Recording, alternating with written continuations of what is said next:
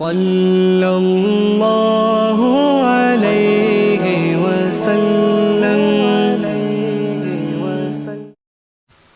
اعوذ باللہ من الشیطان الرجیم، بسم اللہ الرحمن الرحیم۔ یا ایہا الذین آمنوا قوا انفسکم واہلیکم نارا، صدق اللہ العظیم وصدق رسولہ النبی الکریم، ونحن علی ذلک لمن الشاہدین والشاکرین، والحمد للہ رب العالمین۔ ان اللہ وملائکتہ یصلون علی النبی، یا ایہا الذین آمنوا صلوا علیہ وسلموا تسلیما۔ اللہم صل علی سیدنا ومولانا محمد معدن الجود والکرم، وآلہ وصحبہ وبارک وسلم۔ حمد و صلاۃ کے بعد عزیز دوستو، بزرگوں اور بھائیوں، امیر المومنین، خلیفۃ المسلمین، مراد مصطفیٰ صلی اللہ تعالی علیہ وسلم، حضرت سیدنا عمر فاروق رضی اللہ تعالیٰ عنہ کو 26 ذی الحج کو زخم لگا تھا، قاتلانہ حملہ آپ پر کیا گیا تھا، اور یکم محرم الحرام کو اسلام کے اس بطل جلیل، اس قائد، اس لیڈر اور دنیا اسلام پر اپنی سیرت کے انمٹ نقوش چھوڑنے والے اس خوبصورت انسان نے دنیا سے پردہ فرمایا۔ حضرت عمر فاروق رضی اللہ تعالیٰ عنہ ان لوگوں میں سے ہیں جو ابن الوقت نہیں ہوتے، ابو الوقت ہوتے، جو وقت کے مطابق نہیں بدلتے بلکہ وقت کو اپنے مطابق بدل دیا کرتے ہیں۔ یہ وہ لوگ تھے کہ دین ان کا اوڑھنا بچھونا تھا، ان کا چلنا پھرنا دین تھا، ان کا ہنسنا اور رونا دین تھا۔ انہیں علم الیقین سے لے کر عین الیقین تک ایک خاص مقام اللہ نے عطا کر دیا تھا، تو بس پھر یہ سمجھ گئے تھے کہ دین ہی زندگی ہے، دین ہی روح ہے، اور دین ہی ہماری اصل ہے۔ نبی کریم صلی اللہ تعالیٰ علیہ وسلم نے فرمایا کہ میں نے خواب دیکھا ہے، کچھ لوگوں کو میں نے قمیضیں پہنے ہوئے دیکھا، کچھ کی قمیضیں ناف تک تھیں، کچھ کی پیٹ تک تھیں، اور کچھ کی گھٹنوں تک تھیں۔ عمر، میں نے تمہیں بھی دیکھا ہے، تمہاری قمیض تو پیروں سے ٹکرا رہی تھی۔ تو حضرت عمر کہنے لگے، حضور خواب کوئی دیکھتا ہے، تعبیر کوئی بتاتا ہے، پر یہاں کمال یہ ہے کہ خواب بھی آپ نے بتایا ہے، تعبیر بھی آپ ہی بتائیں گے۔ حضور پھر بتا دیں اس خواب کی تعبیر کیا ہے؟ تو حضور نے فرمایا تعبیر یہ ہے کہ کسی کا دین ناف تک، کسی کا گھٹنوں تک، کسی کا پیٹ تک، اور عمر تو سارا ہی دین میں لپٹا ہوا ہے، تو سارا ہی دیندار ہے، سارا ہی۔ حضرت عمر فاروق رضی اللہ تعالیٰ عنہ آئیڈیل ہیں، ایک ہیرو ہیں۔ ان کی زندگی کے درجنوں پہلو ہیں، ہر سال ہم ایک پہلو بیان کر دیتے ہیں، کبھی عدل و انصاف پہ بات کر لیتے ہیں، کبھی نظام حکومت پر۔ ان کی زندگی کا ایک پہلو آج بھی ہماری گفتگو کا عنوان رہے گا، پر حضرت عمر کا مرتبہ اور مقام یہ ہے کہ نبی کریم علیہ السلام نے فرمایا کہ جبریل امین 950 سال میرے عمر کی شان بیان کریں تو عمر کی شان ختم نہیں ہوتی۔ 950 سال اگر حضرت جبریل بھی بیان کریں تو یہ مقام ہے سیدنا فاروق اعظم کا۔ اللہ تبارک و تعالیٰ نے جس طرح سارے نبیوں میں شان حضور کو عطا فرمائی، اسی طرح تمام نبیوں کے حواریوں میں سب سے زیادہ شان حضور کے غلاموں کو عطا فرمائی۔ قرآن مجید میں اللہ کریم نے فرمایا، یا ایھا الذین آمنوا قوا انفسکم واہلیکم نارا، فرمایا اے ایمان والو، خود بھی جہنم کی آگ سے بچو اور اپنے گھر والوں کو بھی دوزخ کی آگ سے بچاؤ۔ خود بھی بچو اور اپنے گھر والوں کو بھی، کس کو جی؟ ہماری ساری نصیحتیں باہر والوں کے لیے ہیں۔ باہر ہمیں بہت بڑا لیکچر بھی دینا پڑے تو چلتا ہے، بہت بڑی داستان سرائی بھی کرنی پڑے تو چلتی ہے۔ سٹیٹس اور معیار یہ ہے کہ سارا کچھ باہر والوں کے لیے، اور گھر کے وہ پھول جن کی آبیاری بھی ہم نے کرنی تھی، کوئی جڑی بوٹیاں اور گائیں تو وہ کاٹنی بھی ہم نے خود تھی، دھوپ اور چھاؤں کا خیال بھی ہم نے رکھنا تھا، وہاں ہماری نظر نہیں ہوتی۔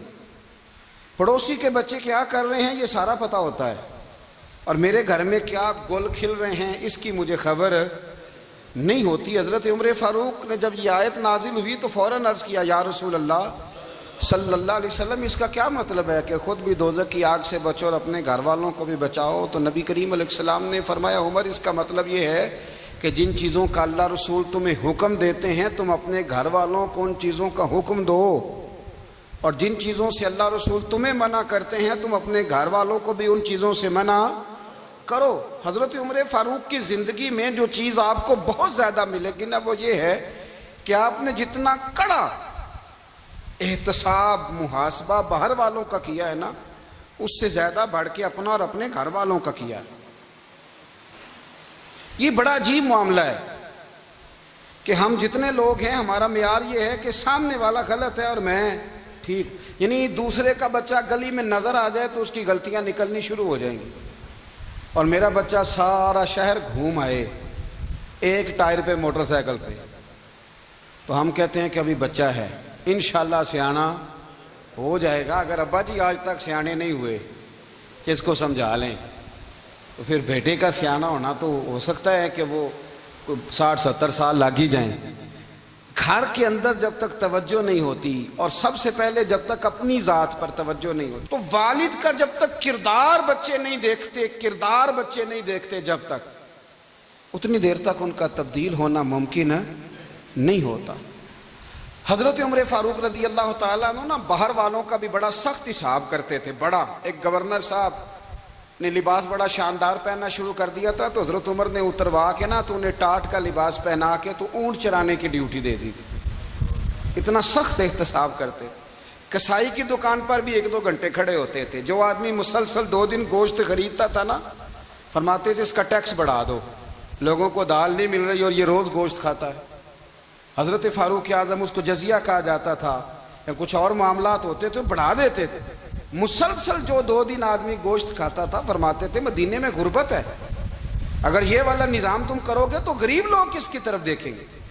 لیکن اس سے زیادہ بڑھ کر جو ان کی زندگی کا معیار اور سٹیٹس تھا وہ یہ تھا کہ اپنے گھر کا خاص خیال رکھتے، خاص توجہ کرتے۔ ملک شام سے اور ایران سے کچھ لوگ آپ کی خدمت میں آئے، تو وہاں سے کچھ کنیزیں بھی آئیں، ان کے بادشاہ پیغام لے کے۔ شاہ ایران کی کنیز کو ملکہ نے کہا کہ نا حضرت عمر کی زوجہ کو دیکھ کے آنا ذرا کس طرح کی ہے۔ ہمارے ملک میں کیا کہتے ہیں، خاتون اول، جی خاتون، باقی سارے دووں میں خاتون اول، ذرا خاتون اول کو دیکھ کے آنا۔ تو وہ جب آئی نا گھر میں ملنے، تو کہا کہ مجھے میری ملکہ نے کہا تھا کہ عمر کی زوجہ سے، اہلیہ سے ملاقات کر کے آنا۔ تو حضرت عمر کی اہلیہ نے نا ایک جوڑا کپڑوں کا دے دیا ملکہ کے لیے، اور ایک خوشبو کی شیشی دے دی۔ اب جب وہ تحفے وہاں گئے تو اس ملکہ نے نا کچھ سونے کا سامان بھیجا، کچھ زیورات بھیجے، کچھ تحائف بھیجے۔ جب حضرت عمر کے گھر آئے نا، وہ خادم لے کے آیا، اس نے کہا جی آپ کی اہلیہ نے تحفے بھیجے تھے، تو جواب میں شاہ ایران کی بیوی نے، یہاں جس ملک کا وہ سفیر تھا، انہوں نے بھی یہ بھیجے۔ تو حضرت عمر فاروق نا وہ تحفے لے کے گھر گئے، تو جا کے کہنے لگے اپنی اہلیہ سے، یہ تو کب سے تحفے تحائف بھیجنے لگ گئی ہے، یہ کب سے نظام شروع ہو گیا؟ تو کہ حضور تحفہ دینا لینا تو ٹھیک ہے، سنت ہے، محبت بڑھتی ہے، تو یہ کوئی قباحت نہیں، اور میں نے اپنی ذاتی استعمال کے لیے جو چیزیں رکھی تھی وہ میں نے دی ہیں۔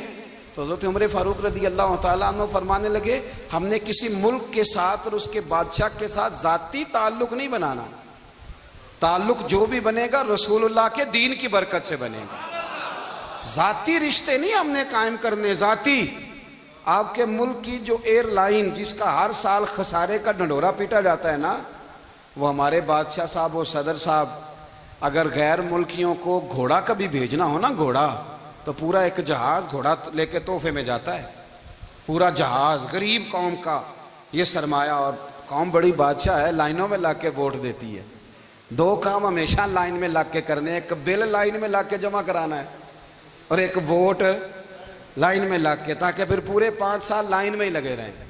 مرضی سے آپ ووٹ دینا، پر جو بات درست ہے اس کو سنو۔ حضرت عمر فاروق رضی اللہ تعالیٰ عنہ نے اپنی اہلیہ سے پوچھا کتنے کا تھا وہ تیرا جوڑا اور خوشبو کی شیشی؟ انہوں نے کہا 3 دینار کی۔ فرمایا یہ 3 دینار تیرے اور باقی جو تحفے آئے ہیں وہ تو خود کہہ، چونکہ اس نے تیرے نام بھیجے ہیں، تو کہہ کہ میں مال غنیمت میں دیتی ہوں، تو کہہ میں مسلمانوں کو کہہ۔ تو زوجہ ہنس پڑی، کہنے لگی میں نہ بھی کہوں تو مجھے کہنا تو پڑے گا ہی، کہنا تو میں نے ہے ہی، کیونکہ سامنے عمر فاروق ہیں، لہذا فرمایا کہہ دیتی ہوں میں نے دیا خزانے کو۔ حضرت عمر نے جمع کرا لیا۔ میں یہ کیا بات ہوں، میرے گھر والے جو مرضی کریں، ان کا معیار زندگی جس طرح کا مرضی ہو۔ اور حضرت عمر ایک جملہ کہا کرتے تھے، اللہ کرے کہ یہ باتیں اس دور حاضر میں ہماری سمجھ میں آئیں۔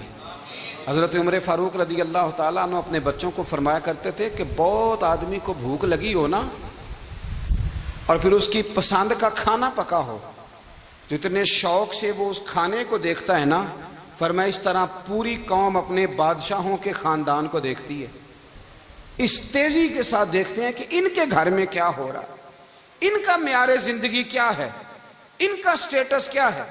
سیدنا فاروق اعظم رضی اللہ تعالیٰ عنہ نے اپنے گھر کے اندر اپنے بچوں، آپ کے بچے دونوں کاروبار کے لیے مصر گئے، تو وہاں کے گورنر صاحب نے لوگوں سے، ایک بہت بڑا قافلہ گیا مدینے سے مصر تجارت کے لیے، جاتے ہیں نا آج بھی قافلے کئی ملکوں میں، تو یہ گئے تجارت کے لیے۔ تو حضرت عبداللہ ابن عمر، حضرت عبید اللہ ابن عمر، حضرت عمر کے دونوں بیٹے گئے۔ جناب عمر فاروق کے بچے جب وہاں پہنچے تو مصر کے گورنر نے نا لوگوں کو تعارف کرایا کہ یہ عمر فاروق کے بیٹے ہیں، یہ حضرت یہ چودھری کے بیٹے کو کون بتاتا ہے کہ تو چودھری کا بیٹا ہے؟ باہر والے بتاتے ہیں، گھر والے جی؟ اور سیٹھ صاحب کے بیٹے کو کون بتاتا ہے کہ تو سیٹھ صاحب کا بیٹا ہے؟ اور مالک کو کون بتاتا ہے کہ تو مالک کا بیٹا ہے اور یہ کرایہ دار ہے؟ یہ کون بتاتا ہے؟ یہ سوچ ہم دیتے ہیں بچوں کو، چودھری اور کمی کی سوچ، امیر اور غریب کی سوچ، مالک اور کرایہ دار کی سوچ، گھر کے مالک کی اور کام کرنے والے کی سوچ، یہ ہم دیتے ہیں۔ یاد رکھنا، یہ ہم دیتے ہیں، یہ ہمارا مزاج ہے، یہ باہر سے نہیں آتی۔ تو کوئی شہزادہ ہے، تو سیٹھ ہے، تو نواب ہے، یہ سوچ باہر سے نہیں آتی، یہ اماں سوچ دیتی ہے، اماں، یہ ابا سوچ دیتا ہے۔ اور پھر جب تباہی اترتی ہے تو اس کے ذمہ دار بھی باہر والے نہیں ہوتے، گھر والے ہوتے ہیں، گھر والے۔ ہمارے بچوں کی طبیعتوں پر زیادہ نقش باہر والوں کا نہیں ہوتا، گھر والوں کا ہوتا ہے، یاد رکھیے گا۔ حضرت عمر فاروق رضی اللہ، بچے ہیں، شہزادے ہیں، وہ کاروبار کرنے گئے اور وہاں لوگوں نے بتایا گورنر صاحب نے کہ یہ فاروق اعظم کے بچے امیر المومنین کے۔ لوگوں نے ان سے زیادہ مال خریدا، تجارت میں زیادہ نفع ہوا۔ ظاہر ہے کہ وہ آپ کے جو اللہ خیر کرے حکمران ہیں، ان کے کاروبار کتنے ملکوں میں ہیں، کس بنیاد پر ہیں؟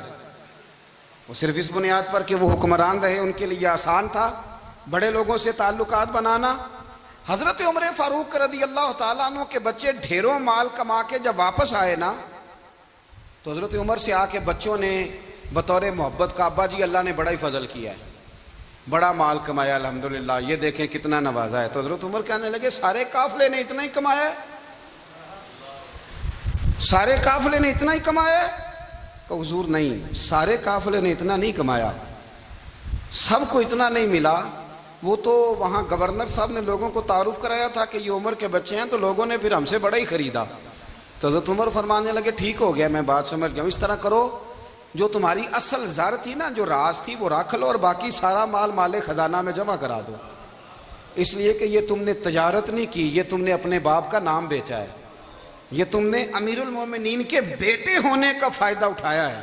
فرمایا یہ تمہارا نہیں حق، یہ مسلمانوں کا ہے، اس لیے کہ یہ مال تم نے محنت سے نہیں کمایا، یہ باپ کی کرسی کا فائدہ اٹھایا ہے۔ اور فرمایا اگر تم نے مال جمع نہ کرایا تو میں مال بھی لے لوں گا زبردستی اور کوڑے بھی ماروں گا، ڈبل سزا دوں گا، مرضی سے جمع کراؤ گے تو کوڑوں سے بچ جاؤ گے۔ بڑے بیٹے نے تو جمع کرا دیا، تو چھوٹا تھوڑا پریشان ہوا، تو حضرت عبداللہ ابن عمر چھوٹے کا ماتھا چوم کے کہنے لگے بیٹے چپ کر کے جمع کرا، یہاں بھی فخر کر کے ہم عمر کے بیٹے ہیں، اور قیامت میں بھی فخر کریں گے کہ ہم فاروق اعظم کے بیٹے ہیں۔ یہاں بھی ناز کریں گے اور وہاں بھی ناز کریں گے کہ عمر کے بچے ہیں۔ ہمارے باپ نے خود بھی حلال ہی کھایا ہے، اور جب ہماری کمانے کی باری آئی ہے تو ہمیں حکم بھی حلال کھانے کا دیا۔ بھائی ہمارا مزاج نہیں۔ بچہ جب لے کے آتا ہے 2 لاکھ روپیہ تو کبھی پوچھے کہاں سے آیا ہے؟ جب وہ پہلے دن غلط دوستوں کے پاس جا کے بیٹھتا ہے تو کبھی نکالا گھر سے اسے؟ یہ بہت سارے خمیازے ہمیں اس لیے بھگتنے پڑتے ہیں کہ ہم ابتدا میں سوراخ بند نہیں کرتے، جب اس میں شگاف پڑ جاتا ہے، سیلاب آتا ہے تو ہمیں ہوش آتی ہے۔ حضرت عمر نے اپنے گھر میں نگرانی رکھی، کڑی نگرانی۔ زیادہ نماز گھر میں پڑھتے تھے حضرت عمر، نفلی نمازیں زیادہ کیوں بلا؟ بھائی یاد رکھیں کہ آپ نے اگر سجدہ کرنا ہے تو بچہ لیٹ جائے گا، وہ اسے پتا کوئی نہیں سجدہ کیا ہے۔ لیکن جب گھر میں کبھی قرآن ابا جی کھول لینا، جب ابا جی کا موڈ بن جائے نا لیکچر دینے کا، وہ گھر میں شروع ہو جاتے ہیں، کہتے ہیں آپ لوگ نماز نہیں پڑھتے اس لیے میرے کاروبار میں برکت کوئی نہیں، تم سویرے قرآن پاک نہیں کھولتے تو میں تباہ ہو گیا ہوں۔ تو میاں آپ نے کب گھر میں قرآن پاک کھولا تھا؟ آپ نے کب نماز پڑھی؟ آپ نے کب گھر کے اندر اللہ رسول کا ذکر کیا تھا؟ آپ نے کب حدیث چھیڑی؟ آپ نے بھی تو گھر کے اندر جب بھی آپ آئے ہیں تو آپ نے وہی کچھ کیا جو دنیا دار کرتے ہیں۔ آپ بھی تو اپنا موبائل لے کے الگ کونے میں بیٹھ گئے۔ آپ نے بھی تو کہا ہے کہ اب تمہارے چینل ختم، اب میری مرضی والا چلے گا۔ تو جو آپ نے کیا ہے بچے بھی وہی کام کریں گے۔ آپ نے بھی گپ شپ لگائی ہے تو وہ بھی لگا رہے ہیں۔ یہ سمجھ لیں جو کام آپ کریں گے آپ اپنے بچوں کی سیرت میں اس کا جلوہ دیکھ لیں گے۔ بڑی پکی سی بات ہے کہ آپ کو بچے کی عادتیں دیکھ کے سمجھ آ جائے گی کہ میں بھی یہی کرتا تھا اور یہ بھی۔ حضرت عمر فاروق رضی اللہ تعالیٰ عنہ وصال فرما گئے، تو آپ کے وصال کے بعد حضرت عثمان غنی رضی اللہ تعالیٰ عنہ نے آپ کی ایک بیوہ سے نکاح کیا، حضرت عمر کی ایک بیوہ سے۔ جب وہ آپ کے نکاح میں آئی تو کہنے لگی حضرت عثمان غنی سے کہ حضور نہ تو میں خوبصورت ہوں اور نہ میں جوان ہوں، نہ آپ کی کوئی خدمت کر سکتی ہوں، میرے ساتھ نکاح کرنا سمجھ میں نہیں آیا۔ کیا شاندار جواب دیا حضرت عثمان غنی نے، کیا خوبصورت جواب دیا۔ فرمانے لگے میں نے اس لیے نکاح نہیں کیا کہ مجھے تمہارے حسن سے دلچسپی تھی یا تمہاری خدمت کی ضرورت تھی، میں نے تو اس لیے نکاح کیا ہے کہ مجھے بتاؤ عمر فاروق گھر کے اندر اپنے رب کی عبادت کس طرح کرتے تھے، وہ قرآن پاک کس طرح پڑھتے تھے، وہ رویا کیسے کرتے تھے، استغفار کا طریقہ کیا، کس وقت کس انداز میں وہ اپنے رب کو یاد کرتے تھے۔ اس لیے کہ عمر کئی دفعہ گھر سے آتا تھا تو میں اس کے چہرے پر نور دیکھا کرتا تھا، میں روشنی دیکھتا تھا، ایک معیار دیکھتا تھا۔ نکاح اس لیے کیا ہے کہ مجھے عمر کی جو گھر کے اندر کی عبادت ہے اس سے آگاہ کرو، تاکہ عثمان غنی بھی چاہتے ہیں اس طرح کے عمل کرو جس طرح کہ عمر فاروق کر کے گئے ہیں۔ بھائی جب تک ہم اپنے گھر میں وہ توجہ نہیں دیں گے، وہ مزاج دیکھیں نا، ہمارے گھروں میں جب نقشہ پاس ہوتا ہے تو ٹی وی لان بھی اس میں ہوتا ہے، ڈرائنگ روم بھی ہوتا ہے، نماز کی جگہ بھی ہوتی ہے نقشے میں۔ صحابہ جب گھر بناتے تھے تو ایک مسجد بیت کا نقشہ پاس کرتے تھے، ذہن میں رکھتے تھے کہ یہ کونا نماز کے لیے، وہاں جوتے لے کے کوئی نہیں جائے گا، وہاں نماز پڑھی جاتی تھی، عورتیں وہاں اعتکاف کرتی۔ ٹی وی لان تو آ گیا ہے اور گھر کے اندر ٹی وی رکھنے کے لیے تو ایک کمرہ الگ سے بنا دیا گیا ہے، اور اب جو نئے نقشے پاس ہو رہے ہیں اس کے اندر گھروں کے اندر جگہ بنائی گئی ہے جہاں کمپیوٹر رکھے جائیں، اور بچوں کے لیے وائرنگ ہوگی نیچے تاکہ انہیں کوئی مشکل درپیش نہ ہو۔ یہ ساری چیزیں ہم نے نہانے کے لیے گھروں کے اندر اتنے بڑے واش روم بنائے ہیں کہ لگتا یہ ہے کہ سوائے نہانے کے اور کام ہی نہیں کوئی گھر میں ہوگا، ہر چیز آ گئی۔ پر اللہ کرے کوئی تفسیر بھی ٹیبل پہ پڑی نظر آئے، کوئی حدیث کی کتاب بھی ٹیبل پہ پڑی نظر آئے۔ اللہ کرے کہ جس طرح ابا لطیفہ سن کے آتا ہے تو جب تک سنا نہ لے اسے ہضم نہیں ہوتا، اللہ کرے کہ وہ جمعے میں بیان سن کے جائے تو اس کا بھی دل کرے میں اپنے بچوں کو سناؤں، وہ نبی پاک کی کوئی حدیث کہیں سے سنے تو گھر جا کے سنائے۔ جب تک یہ معیار نہیں بنتا آپ کیسے توقع کرتے ہیں کہ گھر کے اندر اللہ کی رحمتیں نازل ہوں گی؟ آپ یہ کیسے توقع کرتے ہیں کہ گھر کے اندر وہ معیار اور وہ مزاج بنے گا؟ حضرت عمر فاروق نے ذاتی زندگی پر جو توجہ دی، گھر والوں کے معیار پر جو توجہ دی حضرت عمر فاروق رضی اللہ تعالیٰ عنہ نے، وہ بھی بڑی دیدنی ہے۔ حضرت ابو موسیٰ اشعری کو نا آپ نے وزیر خزانہ بنایا، وزیر خزانہ، تو حضرت ابو موسیٰ اشعری کہتے ہیں کہ حضرت عمر کو شے خزانے میں رہنے تو دیتے نہیں تھے، ایک دن نا میں صفائی کر رہا تھا اس کمرے کی جس میں خزانہ رہتا تھا. ہمارے تو ملک میں جو جاتا ہے وہ صفائی کر کے ہی جاتا ہے, اللہ خیر کرے. اور خیر معیار بدلتا ہے. جو پچھلی حکومت ہوتی ہے وہ قرضہ اٹھاتی ہے, وہ باہر سے جاتی ہے تو قرضہ لے کے آتی, اور جو نہیں آتی ہے وہ کہتی ہے ہمیں پیکج مل گیا ہے. وہ قرضہ نہیں اٹھاتے, ان کو کیا ملتا ہے؟ یعنی پچھلی نے قرضہ لیا تھا اور ہم نے, واہ جی واہ کیا خوبصورت انداز ہے. اس کا نام بدل کے نا, انہوں نے قرضہ لیا تھا اور ہم نے, میں کہا بڑے شاندار سیانے بندے ہو گئی. اور اللہ تعالیٰ خیر فرمائے, ہمارے جو بڑے شاندار قسم کے دوست ہیں نا, شاندار, جن کا ادب سے نام لیتے ہیں, وہ عرب کے بادشاہ ہیں. ہم تو عرب خالی کہتے بھی نہیں, عرب شریف کہتے ہیں, عرب شریف. انہوں نے پتہ کیا کیا ہے؟ انہوں نے اس طرح کیا ہے کہ جو کشمیریوں کا قاتل تھا نا, اس کے گلے میں میڈل ڈال دیا ہے. یہی کام وہ کرتے رہتے. انہوں نے پہلے انہیں بلا کے مندر بھی بنوائے تھے, ہمیں کوئی شکوہ نہیں, ان کی زمین ہے, اللہ تعالیٰ توفیق عطا کرنے والا ہے. پر خیال یہ تھا کہ چلو کشمیریوں کے زخم پر نمک نہ چھڑکتے, 2 مہینے انتظار کر لیتے, کچھ حالات سنور جاتے, کچھ تھوڑا انتظار. ہیں ہمارے دوست, ہمارے وزیر اعظم صاحب جب جاتے ہیں تو وہ پھولوں کا ہار ڈالتے ہیں ہمارے دوست.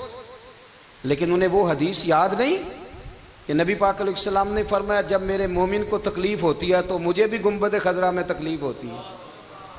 انہیں نہ کشمیریوں کا خون یاد نہیں آیا, انہیں برہان وانی کی کٹی ہوئی لاش یاد نہیں آئی, انہیں 30,000 بیوہ عورتیں 30,000 بیوہ عورتیں یاد نہیں آئی, 30,000 بیوہ عورتیں جن کے سہاگ اجڑ گئے, اور انہیں 1.25 لاکھ یتیم بچہ یاد نہیں آیا جو یتیمی کی زندگی گزار رہا ہے. اور اس کے باوجود بہت بڑے ذمہ دار ہیں وہ. مجھے پڑھ لینے دو آج احمد فراز کا شعر. وہ ہمارے مکتب کوئی ایسا نہیں کہ وہ مولوی تھا, وہ غیر جانبدار تھا, پر مجھے آج پڑھ لینے دو اس کا شعر. ایک کلیجے کا درد ہے, پڑھ لینے دو. اس نے کہا تھا کہ پڑھتا ہوں تو کہتی ہے یہ خالق کی کتاب ہے, مثل یہودی یہ سعودی بھی عذاب, اس قوم کے بارے میں کیا لکھوں فراز, کعبے کی کمائی سے جو پیتے ہیں شراب, کعبے کی کمائی سے جو پیتے ہیں شراب, اس قوم کے بارے میں کیا لکھوں فراز. کہ کعبے کی کمائی سے جو پیتے ہیں شراب, میں خیال نہیں آیا تمہارا صرف دین یہ ہے کہ قبریں گرا دو, مزارات گرا دو, فقط یہ دین ہے؟ کوئی نبی پاک کے روزے کی طرف منہ کرے تو اسے مشرک کہو, یہ دین ہے؟ اس کا نام مذہب رکھا ہے تم نے. مذہب تو اس کا نام ہے کہ جو رسول اللہ کا نام لینے والا ہے وہ ہمارا یار ہے, اور جو نبی پاک کا نام لینے والا نہیں, ہمارا اس سے کوئی تعلق, یہ دین ہے. حضرت عمر فاروق کی سیرت سنا رہا ہوں, حضرت عمر کی. حضرت ابو موسیٰ اشعری نے ایک عیسائی کو منشی رکھا تھا, اکاؤنٹ آفیسر حضرت ابو موسیٰ اشعری نے. تو حضرت عمر فاروق بول پڑے, کہنے لگے تمہیں مسلمان کوئی نہیں ملا تھا, کلمہ گو نہیں تمہیں نظر آئے, کشمیریوں کی لاشیں نظر نہیں آتی, ان کا خون بہ رہا ہے, تباہی اتر رہی ہے, اور تم قاتل کو گولڈ میڈل پہنا رہے ہو. اور یاد رکھنا, جب مسلمانوں کی بچیاں روندی جاتی ہوں نا تو پھر اسلام امن کا درس نہیں دیتا, پھر اسلام جہاد کی بات کرتا ہے, پھر اسلام جہاد کی بات کرتا ہے, جہاد کی. وہ قومیں غیرت مند نہیں ہوتی کہ جن کے گھروں میں آگ لگی ہو اور وہ غیروں کو ہار پہناتی پھریں. اللہ کا کچھ خوف کرو, زندگی مختصر ہے. دبئی میں کتنے رہے اور کتنے چلے گئے, خدا را کچھ خدا. تم سے اچھے تو وہ نیو یارک کے رائٹر ہیں جو کم از کم اپنے کالموں میں کشمیر کی بات کرتے ہیں. تم سے اچھا برطانیہ کا وہ شخص ہے جو کم از کم BBC لندن پہ رپورٹ جاری کرتا ہے تو کہتا ہے کشمیر پہ ظلم ہو رہا ہے. تم سے تو وہ اچھے رہ گئے. تم نے بات کرنا تو دور کی بات, تم نے دشمنوں کے گلے میں ہار پہنانے شروع کر دیے. کل جب پوچھیں گے بلا کے تم کو اپنے سامنے, کیا جواب جرم دو گے تم خدا کے سامنے؟ بڑی تکلیف ہوئی, بڑی تکلیف ہوئی. وہ نا منصور حلاج کو پھانسی دی جا رہی تھی تو حضرت جنید بغدادی بھی آ کے دیکھنے لگے. تو منصور حلاج کہنے لگے بابا سارا زمانہ دیکھے پر تو نہ دیکھ, سارا زمانہ تماشا دیکھے انہیں تو پتہ کوئی نہیں نا, تو نہ دیکھ. عرب شریف والو, ٹرمپ اسے انعام دیتا تو تکلیف کوئی نہیں تھی, ملکہ وکٹوریا اسے انعام دیتی تو تکلیف کوئی نہیں تھی, پر تم تو نہ ایسا کرتے. تم تو اپنے تھے, تم تو کلمہ گو تھے, تم تو یہ ظلم نہ کرتے, تم تو یہ حرکت نہ کرتے. میں کہتا ہوں ٹھہر ہی جاتے, جانا نہیں دنیا سے؟ اللہ کے حضور حاضر نہیں ہونا؟ جب رسول اللہ قبر میں آئیں گے تو کیا جواب دو گے؟ خدا را، حضور نے فرمایا تھا گناہ روک نہیں سکتے تو دل میں ہی برا جان لو۔ ذالک اضعف الایمان، یہ کمزور ایمان ہے، کم از کم اتنی حد تک تو آ جاؤ، دشمن سے گلے تو نہ ملو۔ خدا را سمجھیں، ہمارا پہلا تعارف یہ ہے کہ ہم رسول اللہ کے غلام ہیں۔ اقبال نے کہا تھا وطن کا بت نہ بنانا، وطن کو بت نہ بنانا۔ اقبال کہنے لگے ان تازہ خداؤں میں بڑا سب سے وطن ہے، جو پیرہن اس کا ہے وہ مذہب کا کفن ہے، اس لیے کہ بازو تیرا توحید کی قوت سے قوی ہے، اسلام تیرا دیس ہے، اسلام تیرا دیس ہے، کیونکہ تو مصطفی ہے، تو نبی پاک والا ہے، مصطفیٰ والا، اسلام تیرا دیس ہے، تو مصطفی ہے۔ امریکہ میں جو مسلمان رہتا ہے ہمارا بھائی ہے، اور پاکستان میں جو مرزائی رہتا ہے اس سے ہمارا کوئی تعلق نہیں ہے۔ حضرت عثمان غنی نے اپنے چچا کے بیٹے سے کہا تھا کہ تو کلمہ نہیں پڑھتا تو تیرا میرا رشتہ کوئی نہیں، بلال حبش سے آیا ہے پر میرے نبی کا غلام ہے تو سگے بھائیوں سے بھی آگے ہے۔ ہزاروں قومیں وجود میں آئیں دہر میں خشک و تر کے رشتے سے، پر ہم نے بنیاد دوستی رکھی یاد خیر البشر کے رشتے سے۔ اپنی ملت پر قیاس اقوام مغرب سے نہ کر، خاص ہے ترکیب میں قوم رسول ہاشم، کچھ خیال کرے۔ پہلا تعارف دین ہے، اگر دین نہیں تو پھر کسی وطن کی کوئی ضرورت، اس لیے کہ پاکستان کا تصور اقبال نے پیش کیا نا، تو اقبال کہنے لگے ان تازہ خداؤں میں بڑا سب سے وطن ہے جس کو تم بت بنا کے پوجتے ہو۔ ہمارا وطن تو ہمیں جان سے زیادہ پیارا ہے، پر پہلے پاکستان نہیں، پہلے اسلام، پہلے اسلام تیرا دیس ہے، تو مصطفی ہے۔ تو آمدام برسر مطلب حضرت عمر فاروق رضی اللہ تعالی عنہ۔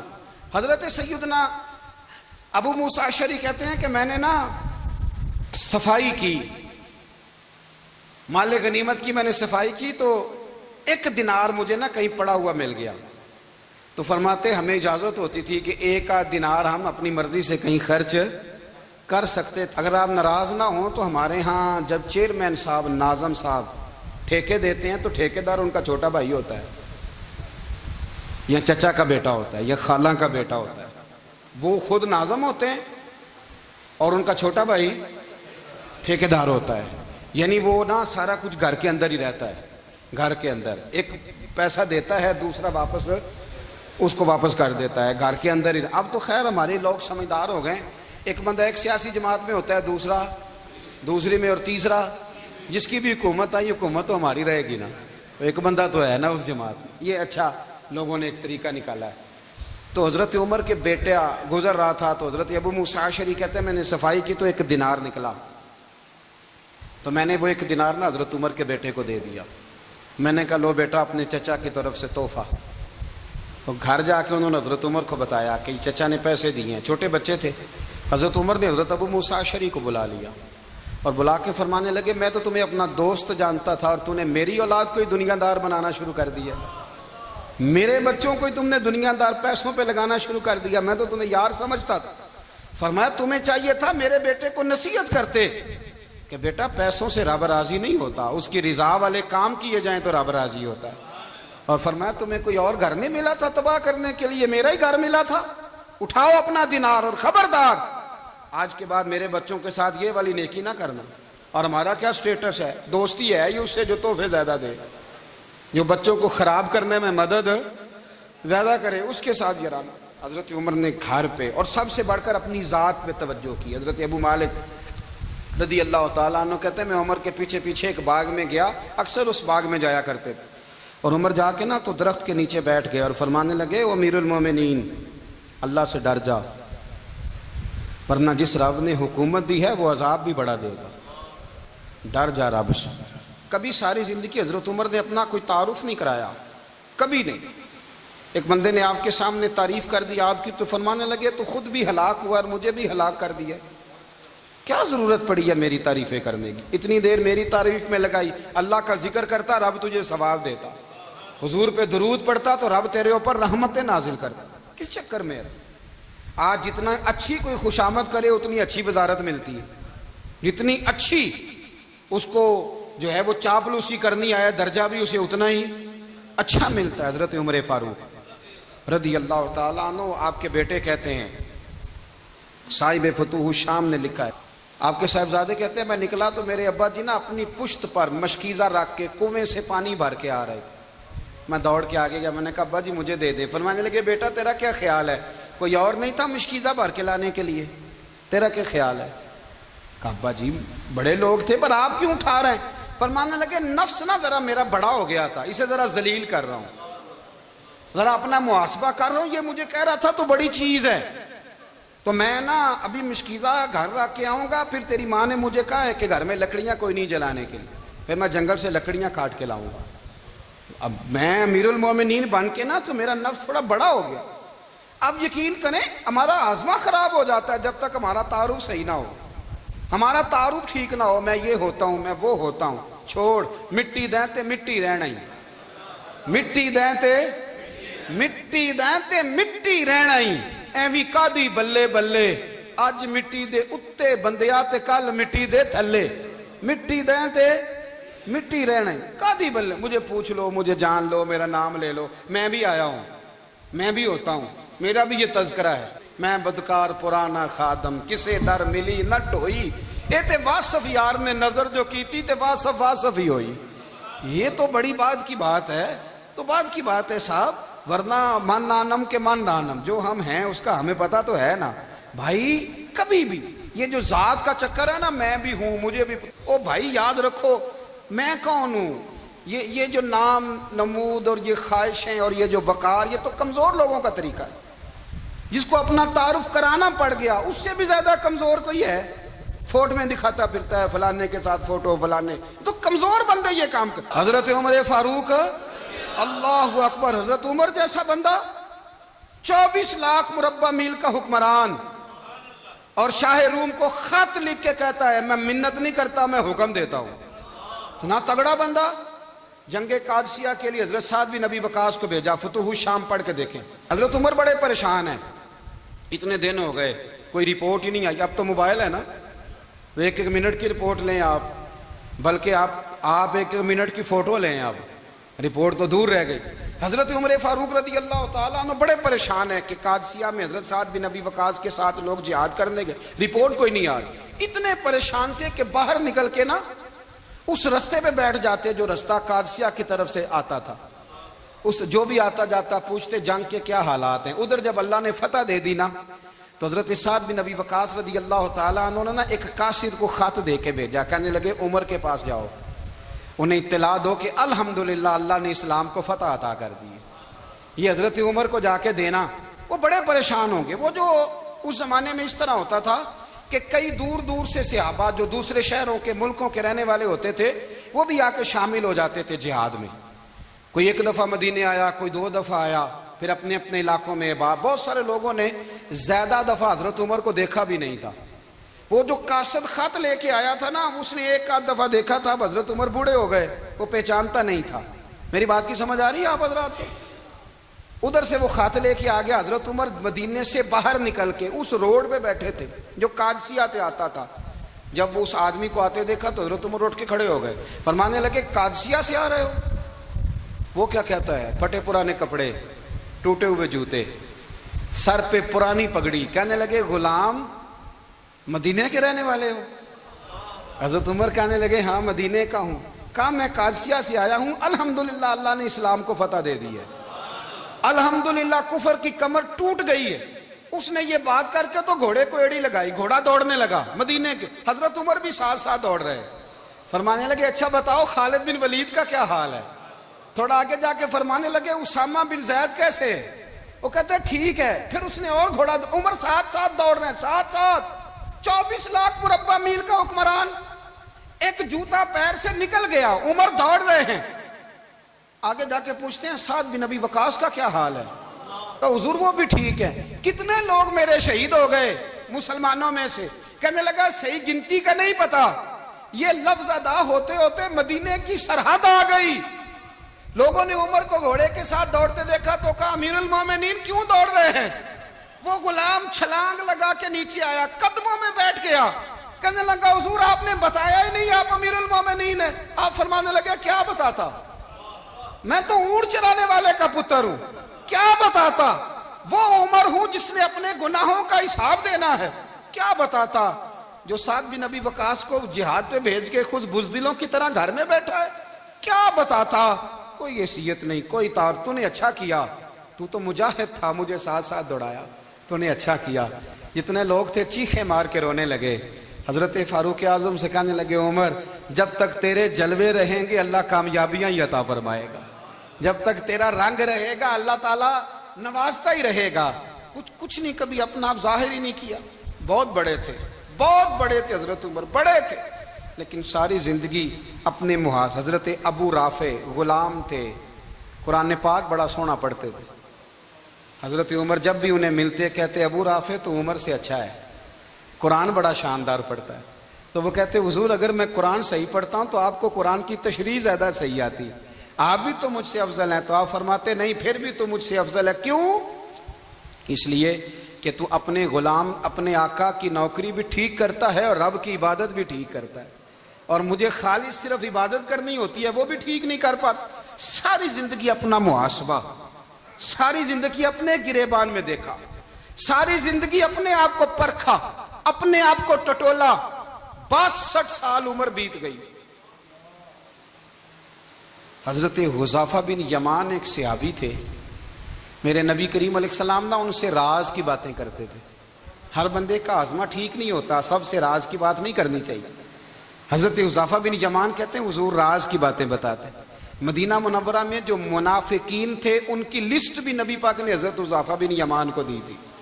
جب کوئی مشکوک آدمی مر جاتا نا تو صحابہ کہتے ہیں ہم دیکھتے اگر حضرت حذیفہ نے جنازہ پڑھا ہے تو ہم بھی جنازہ پڑھ لیتے۔ نبی پاک نے بھی کچھ جنازے نہیں پڑھے، ترمذی میں ہے، فرمایا عثمان سے جو بغض رکھے اس کا جنازہ نہیں پڑھیں گے۔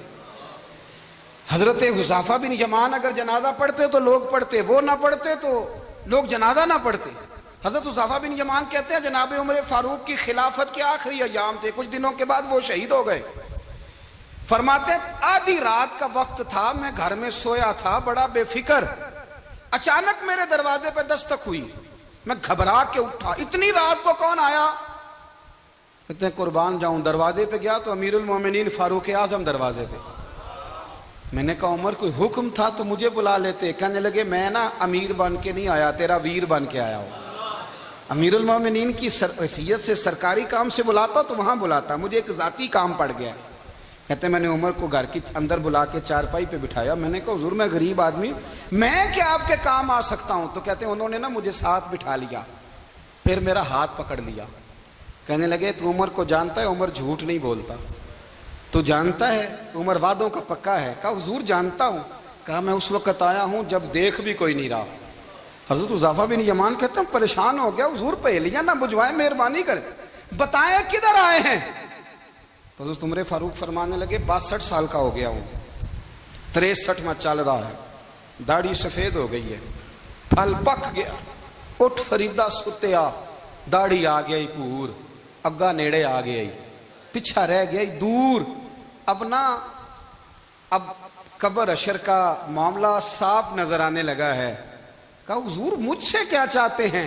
حضرت عمر رو پڑے، کہنے لگے آج میں عشاء کے بعد نکلا ہوں تو نبی پاک کے صحابہ مجھے نیک کہہ رہے تھے، پھر میں نے بچوں کی ماں سے اور بچوں سے بھی پوچھا ہے، وہ بھی مجھ سے راضی ہیں، پر حذیفہ تیرے ساتھ نبی پاک راز کی باتیں کرتے تھے، سچ بتا کہیں عمر کا نام منافقوں میں شامل تو نہیں؟ سچ بتا ان منافقین میں تو شامل نہیں، کہیں اوپر سے تو نہیں سارا کچھ؟ حضرت حذیفہ بن یمان کہتے ہیں میں باپ کے مرنے پہ اتنا نہیں رویا جتنا عمر کے سوال پہ رویا۔ میں قدموں میں بیٹھ گیا، میں نے کہا نہیں عمر یہ تو میں نے نہیں سنا، لیکن یہ میں نے نبی پاک سے ضرور سنا ہے کہ میرے بعد اگر کوئی نبی ہوتا تو عمر ابن خطاب ہوتا۔ یہ میں نے اپنے کانوں سے سنا ہے کہ عمر جس گلی سے گزرے شیطان رستہ بدل جاتا ہے۔ یہ میں نے اپنے کانوں سے سنا ہے کہ 950 سال حضرت جبریل جناب عمر کی شان بیان کریں تو پھر بھی بیان نہیں ہو سکتا۔ یہ میں نے ضرور سنا۔ دوستو ساری زندگی حضرت عمر نے اگر دوسروں کا محاسبہ کیا تو اپنا اور اپنے بچوں کا بھی کڑا خیال رکھا، اپنی ذات پر بڑی توجہ دی۔ جو لوگ اپنا بھول جاتے ہیں نا، ہمیں اپنی صحت کا بڑا خیال ہے لیکن اپنی روحانی زندگی کا کوئی خیال نہیں ہے، قلبی زندگی کا کوئی تصور نہیں ہے۔ آپ یقین کریں موٹا آدمی کمزور ہونے کے لیے جدوجہد کر رہا ہے، کمزور طاقتور ہونے کے لیے، لیکن جس کو کتنے دن بیت گئے اللہ رسول کی یاد میں رویا ہی نہیں، کتنے دن بیت گئے نہ سننے کو دل ہی نہیں چاہا، جسے مہینوں بیت گئے اور قرآن پاک کی طرف نظر ہی نہیں گئی، وہ فکر مند ہی نہیں۔ زندگی زندہ دلی کا نام ہے، مردہ دل کیا خاک جیا کرتے ہیں۔ بھائی حضرت عمر کی زندگی دور حاضر میں ہمیں یہ سبق دیتی ہے کہ کڑی نگرانی رکھو اپنے پودوں کی، کڑا خیال رکھو اپنے ذاتی باغ کا، اور یہ جو تمہارے دل کی دنیا ہے، یہ تمہاری روح کی زندگی ہے، اس کا محاسبہ کرتے رہو۔ نبی کریم علیہ السلام نے فرمایا اپنا حساب خود کر لو قبل اس کے کہ تمہارا حساب کیا جائے۔ اپنا حساب بولیے، اپنا حساب۔ ہم ساری دنیا کا حساب کرتے پھرتے ہیں، کوئی کہاں سے کماتا ہے کہاں کھاتا ہے، پر اپنا حساب حضور نے فرمایا حساب کر لو قبل اس سے کہ تمہارا حساب۔ مولا علی فرماتے ہیں نماز پڑھ لو قبل اس کے کہ تمہاری نماز پڑھی جائے، نماز پڑھ لو قبل اس کے کہ تمہاری۔ اپنا محاسبہ کریں، تھوڑا سا نا اوپر دائیں بائیں دیکھنے کی بجائے تھوڑی سی گردن جھکا کے نا، درویش کہتے ہیں برے بندے نو میں لبن ٹریا تے جگ تے ملیا نہ کوئی، اپنے اندر چاتی پائی تے میتھوں برا نہ کوئی۔ تھوڑی سی نا، تھوڑی سی اپنی طرف توجہ دیں۔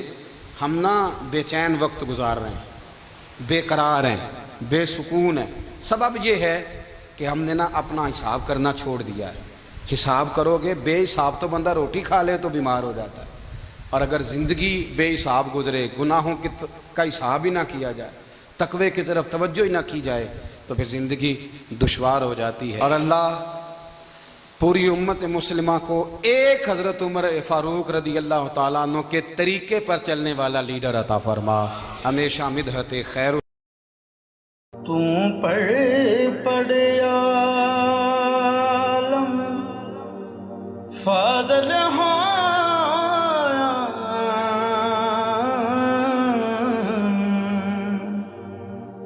کدے اپنے آپ نو پڑھیا نہیں، تو جا وڑدا مسجد مندراں،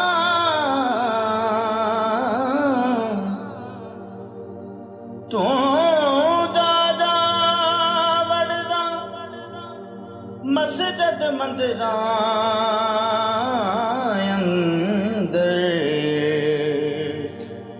کدے من اپنے وچ وڑیا